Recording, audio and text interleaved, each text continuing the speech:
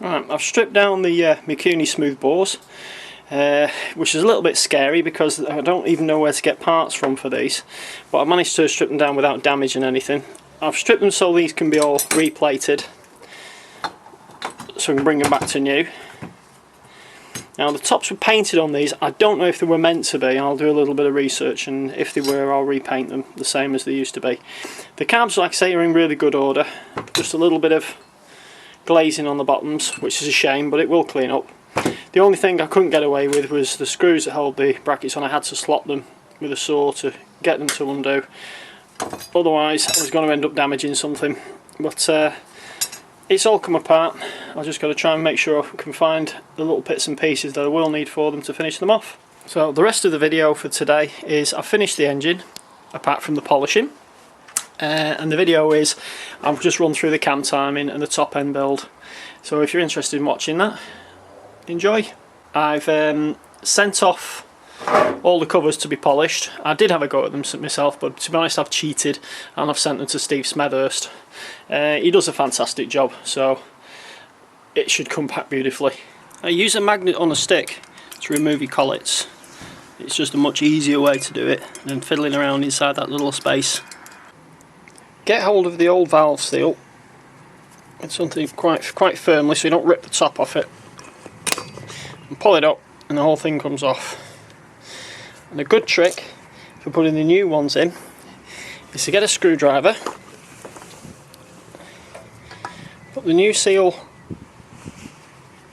on the screwdriver, and then, oops, not like that, very difficult holding the camera, is run it down the stem, pull the screwdriver out, and then once you've slid it down the screwdriver stem, simply pop it on. It's very difficult to do when you're trying to film it on your own though.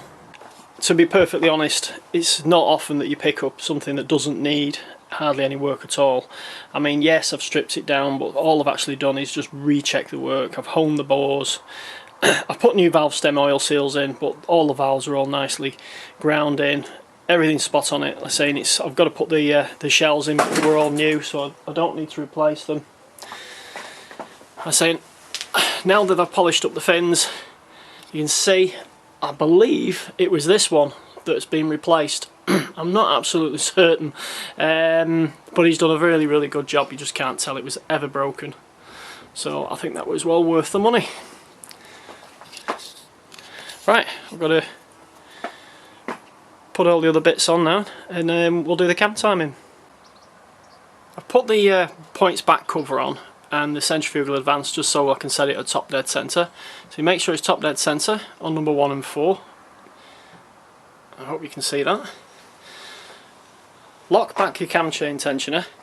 Now I actually remove the standard bolt and just put a long bolt in just to lock it in place, and then replace it with the correct one later on when it's done.